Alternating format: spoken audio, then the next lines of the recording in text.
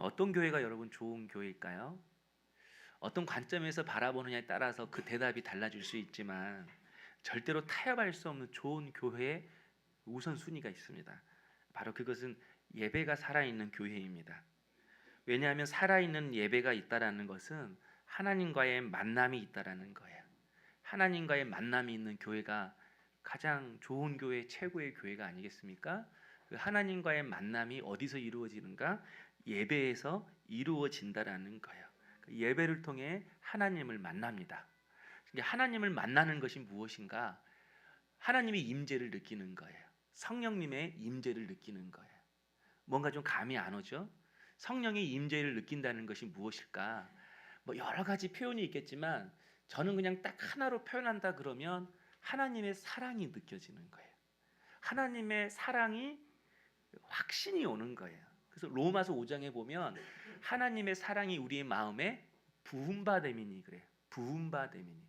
하나님의 사랑이 내 마음이 부어져서 하나님의 사랑이 믿어지고 하나님이 나와 함께 하신 믿어지고 그런 마음이 생기는 거죠. 그래서 로마서 5장 5절에 소망이 우리에게 부끄럽게 하지 아니함은 우리에게 주신 성령으로 말미암아 하나님의 사랑이 우리의 마음에 부은 바 됨이니.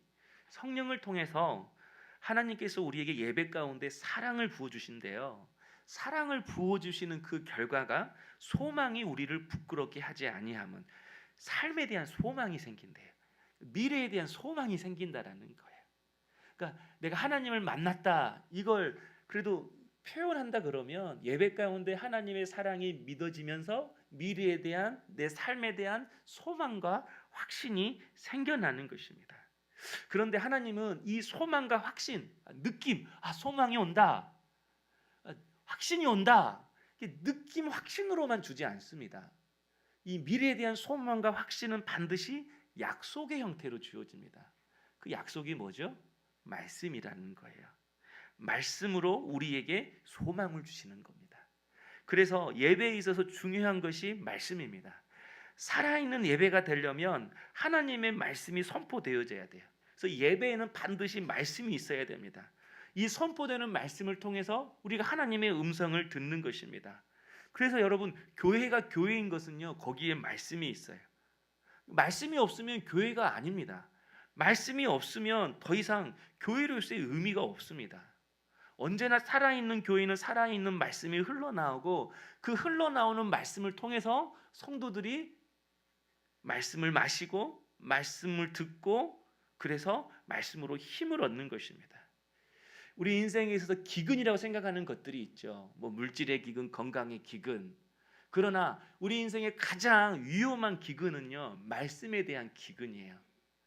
그래서 지금 내 삶이 어렵고 힘들다 할지라도요 내게 지금 말씀이 들리고요 뭔가 붙잡고 있는 말씀이 있고요 말씀을 들을 때 내게 힘과 위로가 되어진다면 여러분 그것이 지금 하나님이 나를 사랑하시는 증거예요.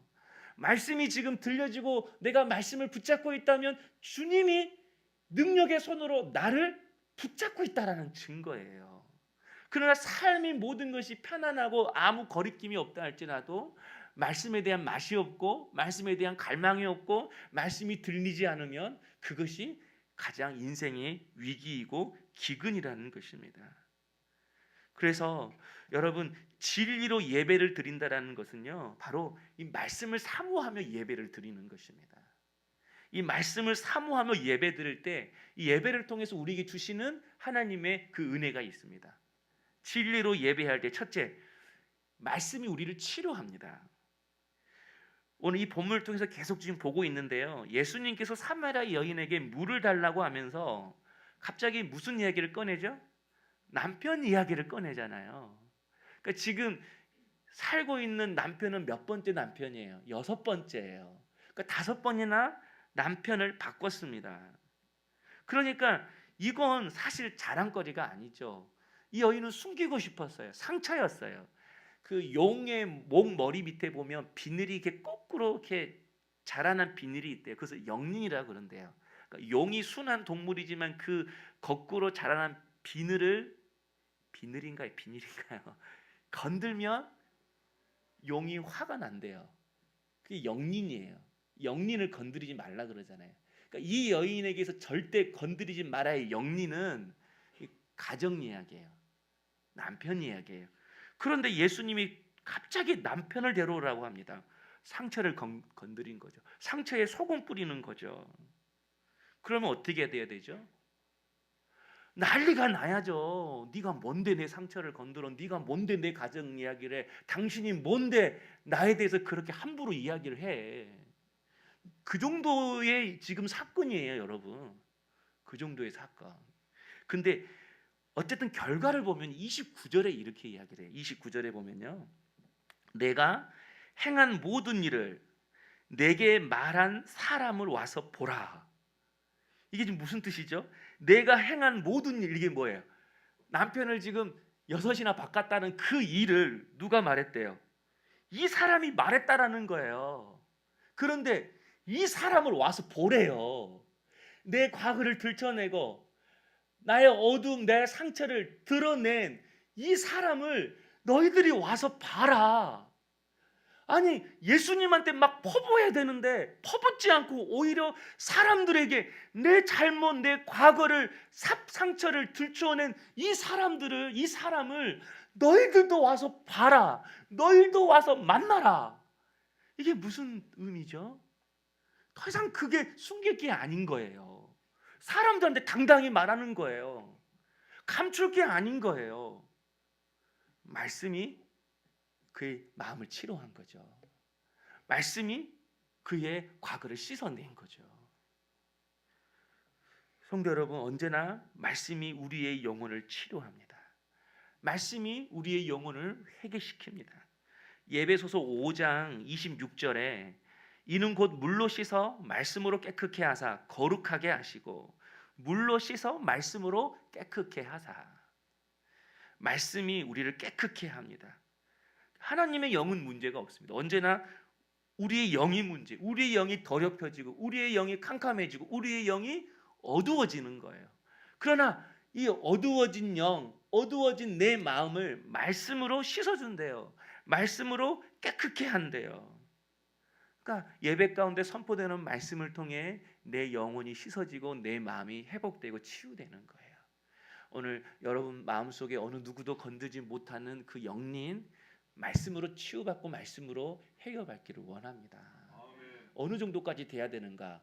그건 말해도 괜찮아요. 내 과거 말해도 괜찮아요. 그게 치유예요. 그게 회복이에요. 그게 주님을 만난 거예요. 주님을 만났다고 하면서 성령 체험했다고 하면서 그거 건들면, 그거 끄집어내면 난리가 나는 거, 그 아직 주님을 만나지 못한 거예요. 진정한 말씀의 능력과 치료를 경험하지 못한 거예요. 사람의 말로 사람의 잘못과 과거를 들추어내는 것은 한계가 있습니다. 우리로 하여금 화나게 할 수 있어요. 근데 때로는 이 사람의 지적이요, 사람의 책망이요, 회개시킬 때도 있어요. 그러나 여러분, 그 회개는요 후회일 뿐이에요. 우리가 회개를 한다고 해도 다 같은 회개가 아닙니다. 이성적으로 회개할 때가 있어요. 아, 나 잘못했다. 이게 이성적인 회개예요. 그러나 이것은요 진정한 회개가 아니에요. 하나님이 원하시는 수준의 회개가 아니에요. 하나님의 회개는 내 영이 회개하는 거예요. 내 마음속의 깊은 곳에서 회개가 터져 나오는 거예요. 이성적인 후회, 깨달음은 회개가 절대 아니라는 거예요. 감정적으로 회개할 뿐이죠. 감정적으로. 진짜 말씀을 통해서요, 그 내 잘못이 들추어지고요, 그것이 만져지면요, 그 죄에서 돌이켜져요. 그런데 감정적으로 회개하는 거, 눈물로 회개하는 거, 그것은요 그때만 시원하지 돌아가면 다시 그 죄의 자리에 머물러요. 많은 성도들이 이 이성적인 회개에서 머물러요. 감성적인 회개에서 머물러요. 그래서 여기 딱 끝나면 다시 도루묵이 되는 거잖아요. 삶이 그대로 되는 거잖아요. 마태복음 26장 75절에 이에 베드로가 예수의 말씀에 닭 울기 전에 내가 3번 나를 부인하리라 하심이 생각나서 밖에 나가서 심히 통곡하니. 예수님의 말씀이 생각이 났대요. 예수님의 말씀이 생각나는 그 순간 베드로에게 통곡하고 회개가 임했다고 이야기를 합니다. 여러분, 이 내 내면을 볼 수 있는, 그래서 내 안에 통곡이 나오고 회개가 터져 나오는 이 말씀의 능력, 이 말씀의 역사가 오늘 여러분이 드려지는 예배 가운데 있기를 원합니다. 그래서 여러분 항상 예배할 때 이 말씀으로 주님 내 깊은 내 영을 만져 주옵소서. 내 영을 씻어 주옵소서. 이렇게 간구할 수 있기를 원합니다. 그래서 항상 우리가 예배할 때는 기도하는 게 있어야 돼. 똑같은 말씀이어도요, 어떤 사람은 그 말씀이 내 영의 깊은 회개까지 이끌어내는 말씀이기도 하지만, 또 어떤 사람은 똑같은 말씀이어도 그거 가지고 마음이 아파요. 마음이 힘들어요. 왜 나보고 얘기하지? 왜 저렇게 이야기하지? 이게 무슨 차이일까? 똑같은 장작도요, 어떤 아궁이에 들어가는가에 따라서 달라요. 불이 활 타 있는 그 아궁이에 장작이 들어가면 금세 타지고 없어요. 그러나 불이 시들어 있는 그 아궁이에 장작이 들어가면 그냥 메마른 연기만 나는 거예요. 똑같은 말씀도 어떤 마음으로 그 말씀을 받느냐가 다르다는 거예요. 활 타오르는 이 마음의 아궁이에 말씀이 들어갈 때 그 말씀이 능력이 되는 거예요. 그래서 여러분 우리가 항상 기도하면서 주님 앞에 말씀을 삼하는 마음으로 나가는 것입니다. 오늘 이 말씀 가운데에 예배 가운데 선포된 이 말씀으로 인해서 내 영이 씻어지고 회복되고 만진바되는 그런 진리로 예배드리는 우리 성도님 될 수 있기를 원합니다. 둘째로 진리로 예배를 드리라는 것은 감정으로 예배를 드리지 말라라는 것입니다. 우리가 예배 드릴 때 가장 방해가 되는 게 있어요. 감정이에요. 우리 감정에 충실한 사람들이 많이 있습니다. 예배 드릴 기분이 아니라는 거예요. 그러나 예배는요, 우리의 감정과 아무 상관없어요.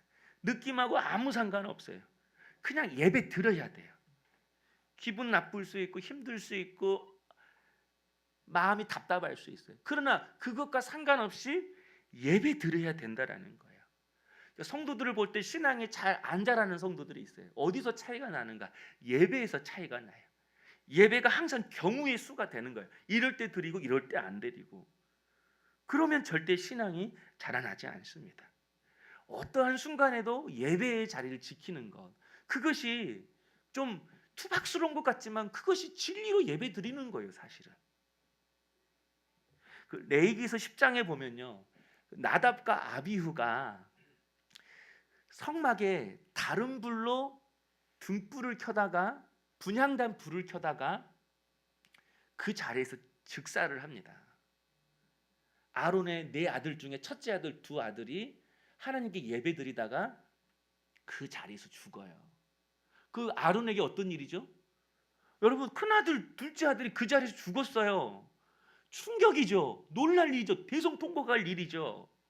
그런데 그 순간 모세가 옵니다. 모세가 와서요, 바로 아론에게 말해요.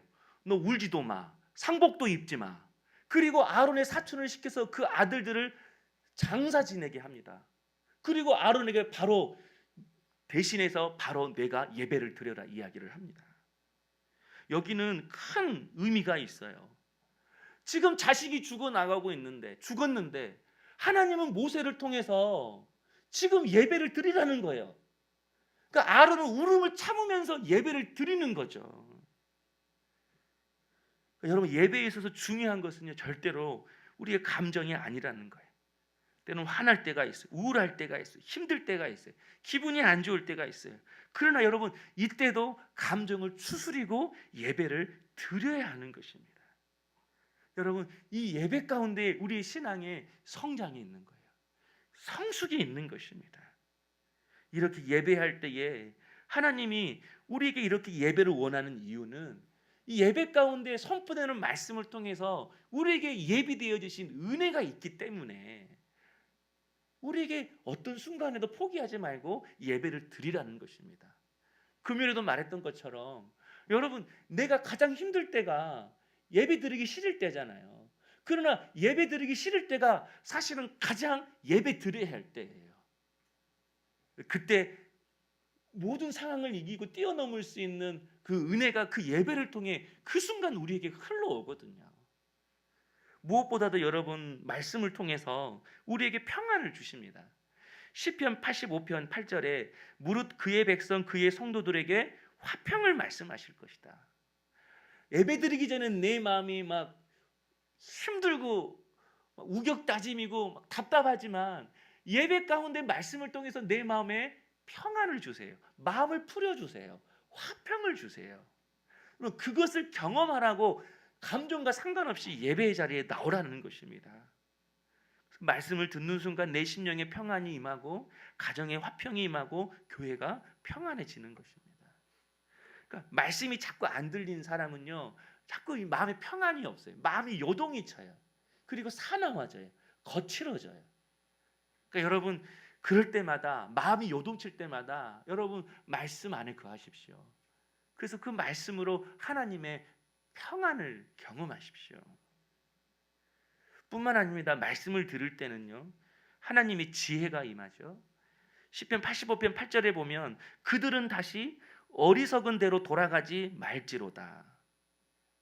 말씀을 통해서 어리석은 대로 돌아가지 않게 한다는 거예요. 그러니까 마음이 힘든데 나 예배 안 드릴까 이 말은요, 나 돌아갈 거야. 나 돌아갈 거야. 그런 어리석은 짓과 마찬가지.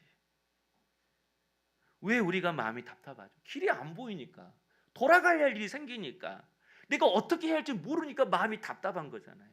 그런데 그 마음 가지고 예배드리면 주님이 돌아가지 않도록 말씀을 통해서 지혜를 주시는 거예요. 길을 열어주시는 거예요. 그 통로가 말씀이에요. 그러니까 말씀 속에 길이 있습니다. 예전에 우리 초등학교 5학년 때 유정이가 우리 친한 친구 2명이 이렇게 싸웠답니다.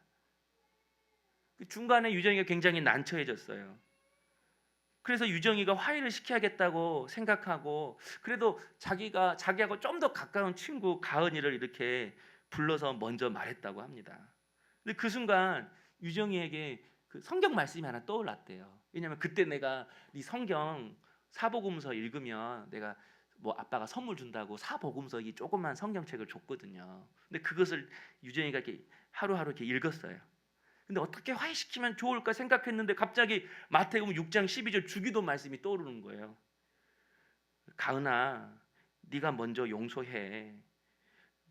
말씀에 우리가 우리에게 죄 지은 자를 사하여 준 것 같이 우리 죄를 사하여 주시옵시고 이렇게 주님이 말씀하셨어.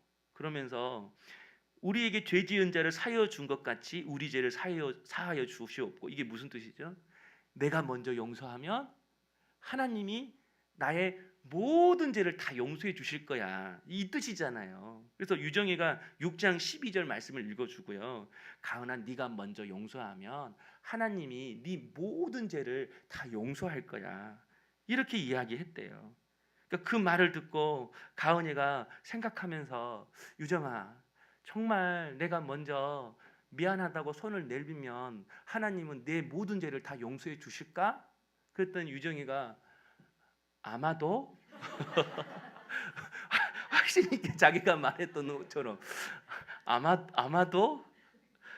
그런데 그거 듣고 가서 결국 말하고 화해시켰대요. 여러분, 우리가 뭐 물질을 얻는 길만 길입니까?